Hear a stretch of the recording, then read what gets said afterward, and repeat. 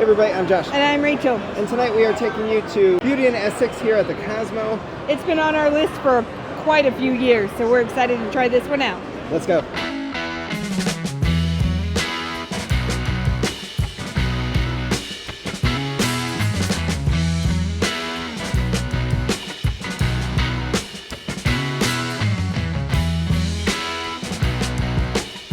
Alright, so we are going to try to do our best, but you may be getting a lot of video footage and a talk later because it is dark and loud in here. We will do our best, but just a heads up, if you have to stick around to the end, please do so to hear our full review of Beauty and Essex at the Cosmo. Yeah, we're going to get a whole bunch of dishes, and trust me, it's actually darker than it appears on the camera.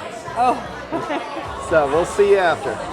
Alright, so as we had said, it was really freaking dark and really loud. Yeah, it was. Not as loud as a few other restaurants we've been in, but the darkness was kind of overtaking us a little bit. The setting is really nice though, I will say that. It is. It's pretty unique, I would say. Not something we've seen before. I liked it, but it was, for recording purposes, it was not the easiest. Yeah, very difficult to record, so hopefully you can see some of that. But we had a few drinks. We had many dishes. Oh gosh, yeah. Let's talk you through them. So we started off with 2 drinks. My drink was the Beauty Elixir. It was a gin cucumber drink. It had a very slight strawberry flavor to it. It was delicious. It was fresh, nice and cold. I liked it. I liked yours as well. It was something that reminded me, like, that's one of those easy drinkers you could drink all day. I agree. Mine was called the Old Dirty Bramble, and it was a thick, smoky mezcal drink. You would have guessed it to be a margarita. It was like a deep, vibrant purple. So good. But it was thick, like a smoothie. And I really liked it. Again, the smoky mezcal flavor.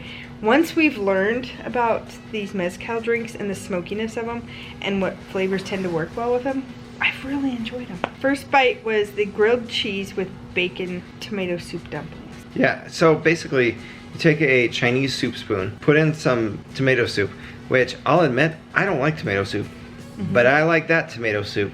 Yeah. It was really good, flavorful, good thickness. I told Josh it tasted like home. One of the most noticeable things to me was the crunchiness of the bacon. Yeah. It was actually really good, added some saltiness to it, and the dumpling just kind of melted in your mouth. Delicious. Yeah, it tasted like a grilled cheese sandwich. All right. Next up was a wonton taco. Yes. With tuna poke. So the flavors really make you think of like tuna tartare. Yes, agreed. They're tiny. Like bite-sized tiny. Bitty. Yeah, and you only get 3 of them. Bite-sized. Truly a bite-size. They had wasabi on them. I didn't notice the wasabi, but I don't mind the flavor of wasabi. Josh doesn't really like wasabi all that much. He could taste it a little bit more, but otherwise, fresh tuna tartare type taste. Would I order that one again? No. Probably not. I think that it was just flat out too small. Yeah. And it was one of the dishes that our waiter highly recommended.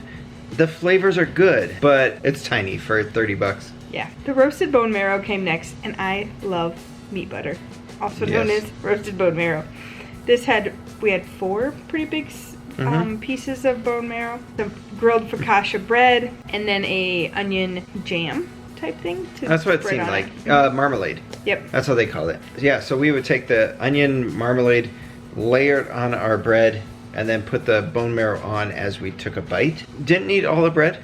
There actually was like 6 pieces, which really 1 piece was pretty good for the size of the bone, I thought. Yeah, and it had a nice, like I said, a nice grill mark on it. A couple of them were a little over grilled for us, but it still left a real softness for that focaccia bread. I really, really, really enjoyed the bone marrow. And they did have some finishing salt that you could actually just add. It was on the plate, so you could do that. Because I could see where maybe you want that, just because the onion jam actually does get pretty sweet. Yeah, it did. Next course came out, and it was chili relleno empanadas. It was like this cheesy mousse thing inside of them. It was really good. Very it was creamy. More puree than I was expecting it to be. I think the portions were a little bit smaller than I was expecting. So when it first came out, I was like, oh man. But it was decent. It ended up being perfect. The only piece on it, because they were such small, they truly were, again, bite-sized pieces.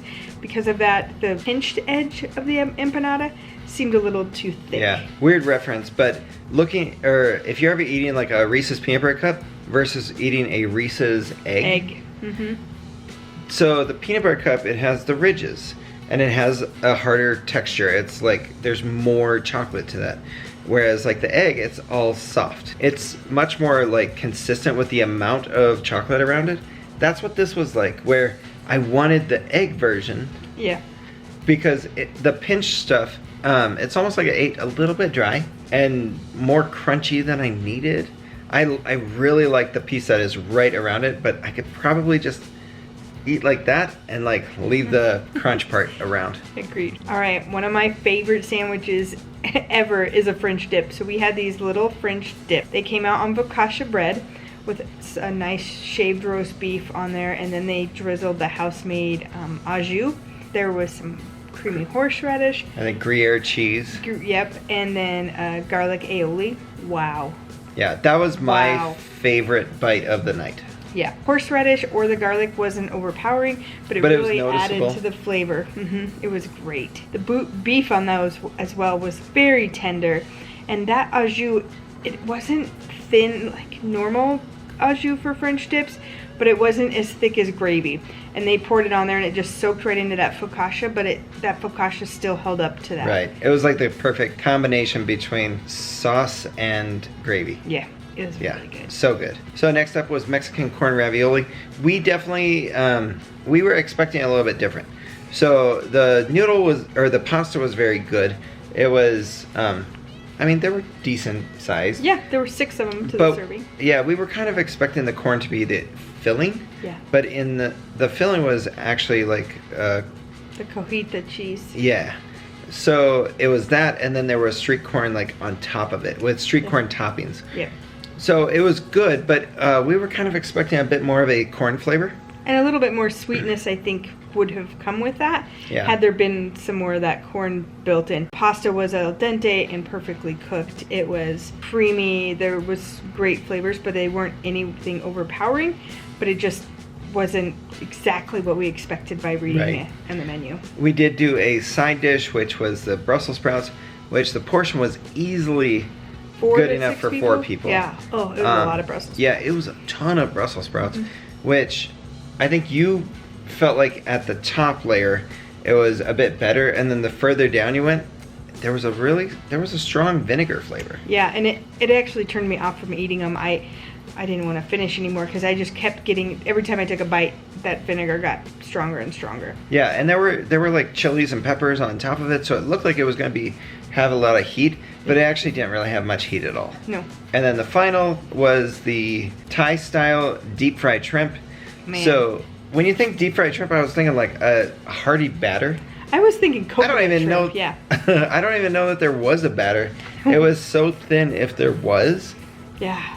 I don't know how that came out, but it was crispy and delicious, had a kick to it, a Thai heat flavor behind it that just stood out.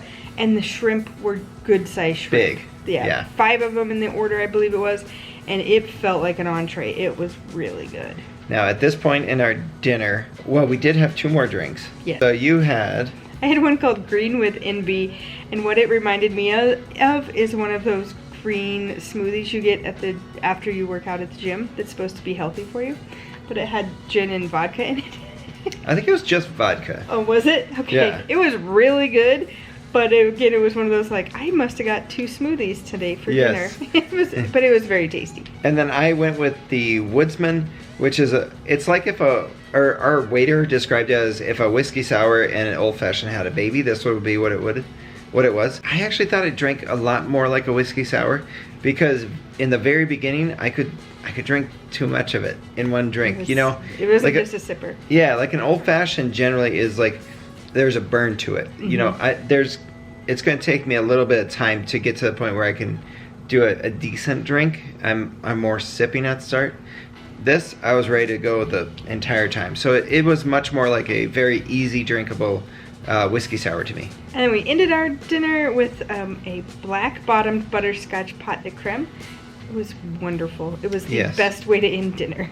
Yeah, I had actually asked Rachel if she wanted to just go ahead and do the little French dip again. Yeah. Because it was, That good. at that point, I believe it was our favorite. I do too. But she was not ready to eat any more bread. No, I put bread out. I was so full. So going with this butterscotch pate creme, like it's like a pudding, but it's much lighter. Yeah, a whipped pudding.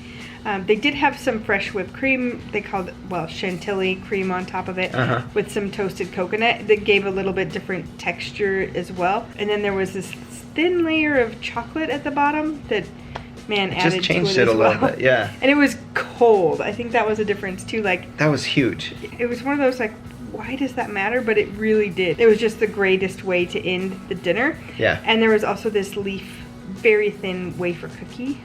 It was so tasty. Very good. Good place. Overall, good meal. A little bit dark to record in. Yeah. But otherwise, we had a good time. And you'll see the receipt over here, over there. Price was fairly reasonable for Las Vegas. Or fairly consistent with Las Vegas. It was, and again, we mentioned it before, if you don't add alcohol to it, you can take off almost, on this case, Almost a third $100 of the meal. Yeah. Or of the total. If you're enjoying our videos, don't forget to hit that like and subscribe. You can also follow us on social media, Facebook, Instagram, and X. All of our links are down below. Good night.